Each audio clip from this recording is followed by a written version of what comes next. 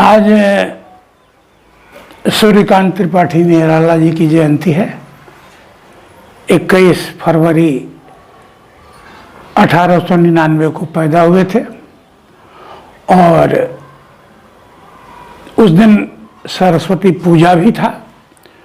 तो साल में 2 दिन हम लोग मनाते हैं। अभी हमारे ये राकेश बाबू ने बताया कि जानकी वल्लभ शास्त्री जी के नज़दीक उनका आना जाना होता था। आना जाना नहीं होता था, वो उनके गुरु थे, वो उनको गुरु के रूप में मानते थे। आज हम प्रारंभ करना चाह रहे हैं कि नागार्जुन की पंक्तियों से, बाल झबरे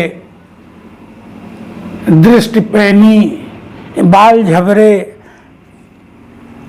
फटी नुंगी नग्न तन, हमने उनको मरने दिया, करते रहे 100 हवन।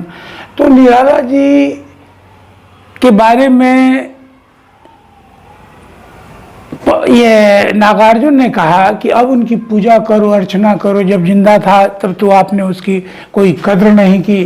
तो निराला जी सचमुच निराला थे। परशुराम बाबू ने, हमारे विद्वान मित्रों ने बताया है कि मतवाला पत्रिका के संपादन के क्रम में उनने अपना निराला नाम रख लिया। उनकी माँ सूर्य की उपासना करती थी, इसलिए माँ ने उनका नाम सूर्य कुमार रखा था। वही सूर्य कुमार बाद में चल के सूर्यकांत त्रिपाठी निराला हुए। उनकी रचनाओं में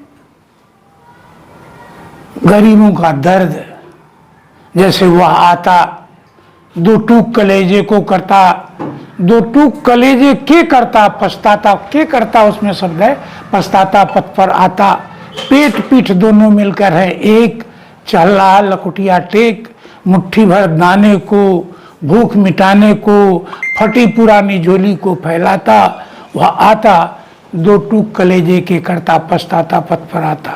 जब उन्हें इलाहाबाद में एक गरीबन को पत्थर तोड़ते देखा तो उन्होंने लिखा था, वह तोड़ती पत्थर मैंने देखा उसे इलाहाबाद के पथ पर। गुरु हथौड़ा लिए हाथ करती बार बार प्रहार, समझे कि नहीं। वह तो उनने दर्द को भी, ये गरीबों के दर्द को समेटा है और गरीबों के दर्द की बहुत सुंदर व्याख्या की है। यही नहीं, उन्होंने श्रृंगार की रचनाएं भी की। बांधू न नाव इस ठाव बंधु, पूछेगा सारा गांव बंधु। इस तरह उनने अनेक रचनाएं ऐसी की जो अति, ये क्या कहते हैं, वर्णनीय है। राम की शक्ति पूजा, कुछ रचनाएं अगर उनकी हम सिर्फ अति करें, जैसे राम की शक्ति पूजा, जैसे सरोज स्मृति, जैसे वीणा वादनी वर्दे। तो वीणा वादनी वर्दे, आज सरस्वती पूजा चाहे जहां भी हो, बिना इस गीत के, वीणा वादनी वर्दे, बिना इस गीत के पूजा पूरा नहीं होता है। इनका गीत गाया जाता है। तो इनने अतुकांत रचनाएं तो लिखी, इनने तुक की भी इतना सुंदर रचना लिखी, वीणा वादनी वर्दे, ये स्वतंत्र नभ अमृत मंत्र नभ भारत में भर दे, वीणा वादनी वर्दे, समझे कि नहीं। तो ऐसे अनेक रचनाएं इनने लिखी और इनकी रचनाओं में तुक भी था। राम की शक्ति पूजा जो इनकी रचना है, राम रावण युद्ध होता है। राम रावण युद्ध में उस दिन की स्थिति विकट है। रावण की सेना जश्न मना रही है। राम थोड़ा थके हारे महसूस कर रहे हैं। उनने उस दिन पूजा का अथी किया, व्यवस्था किया। तो राम की शक्ति पूजा है। उस शक्ति पूजा में उनने दुर्गा की आराधना की और उनसे शक्ति की ये किया कि मेरी जीत हो, मेरा विजय हो। तो उस आराधना के क्रम में उसमें 16 कमल के फूल की जरूरत होती थी। 15 कमल के फूल तो इनको जुट गए थे, 1 कमल का फूल कम रहा था। तब इनको याद आया कि माँ मुझे राजीव नयन कहती है, कहा कि मेरी आंख भी तो कमल है। तो उनने एक आंख को कमल के फूल के जगह रखना चाहा। दुर्गा प्रकट हुई और उनने आशीष दिया, कहा कि तुम्हारी जीत होगी। वो उनको आंख गंवाना नहीं पड़ा।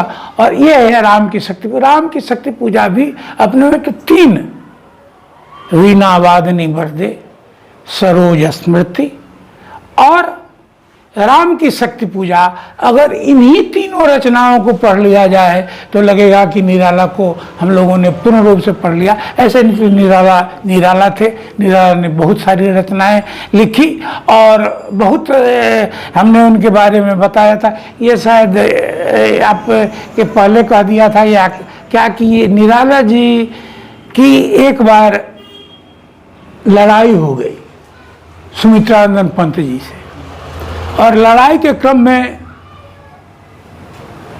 अब धक्का मुक्का में एक पंत जी नीचे गिर गए। निराला जी पहलवान थे, कसरत करते थे, लेकिन किसी एक छोटे अखबार ने जब यह छाप दिया कि पंत जी की मृत्यु हो गई तो फिर इनकी स्थिति देखने लायक थी। रात भर ओस में बैठे रहे। सवेरे जब महादेवी ने देखा, कहा कि भैया आप, तो कहा कि मैं अकेला, और उसकी कविता भी लिखी उनने, मैं अकेला। इस तरह निराला जी निराला थे। इनने जिंदगी को धन्य बना दिया। इनने, अब हम लोग इनके जाने के बाद इनकी अर्चना पूजा करते हैं। जिंदगी में तो इनकी उतनी चर्चा हुई नहीं जितनी होनी चाहिए, और यही होता है। एक प्रसंग कह के मैं अपनी बात को समाप्त करना चाह रहा हूं कि एक बार गांधी जी ने कहीं कह दिया कि भाई हिंदी में कोई रविंद्र जैसा कवि नहीं है। क्या कह दिया कि हिंदी में कोई रविंद्र जैसा कवि नहीं। फिर क्या था, ये पहुंच गए गांधी जी के पास। गांधी जी से प्रश्न पूछना उन दिनों भगवान से प्रश्न पूछने के जैसा था। लेकिन निराला जी पहुंच गए। निराला जी ने पूछा कि आपने ऐसा कहा है कि रविंद्र जैसा कोई कवि, रविंद्र बंगला में है, हिंदी में कोई कवि नहीं है। हिंदी का आपने अध्ययन किया है, आपने महादेवी वर्मा को पढ़ा है, आपने सूर्यकांत त्रिपाठी ने अपने बारे में पूछा कि क्या आपने सूर्यकांत त्रिपाठी को पढ़ा है। फिर आपने कहा, आपको महात्मा गांधी ने कहा कि मैं हिंदी के बारे में बहुत नहीं जानता। इन्होंने कहा कि तो फिर आपको किसने हक दिया, किसने हक दिया कि हिंदी के बारे में आप ऐसा कहें। तो ऐसे थे हमारे निराला। आज इनकी जयंती पर हम इन्हें बार बार नमन करते हैं और इन्हें याद करते हैं। ऐसा व्यक्तित्व जो कभी समाज से भुलाया नहीं जा सकता। हमारे विद्वान, हम जितनी बातें कहे हैं ये सारे हमारे विद्वान लोग जानते हैं। तो इन तमाम बातों के साथ मैं इनको प्रणाम करता हूं और अपनी बात समाप्त करता हूं। सब्सक्राइब करें हमारा चैनल प्रकाश न्यूज लाइव और दबाए बेल आइकन हमारे खबर सबसे पहले देखने के लिए। सब्सक्राइब करें हमारा चैनल प्रकाश न्यूज लाइव और दबाए बेल आइकन हमारे खबर सबसे पहले देखने के लिए।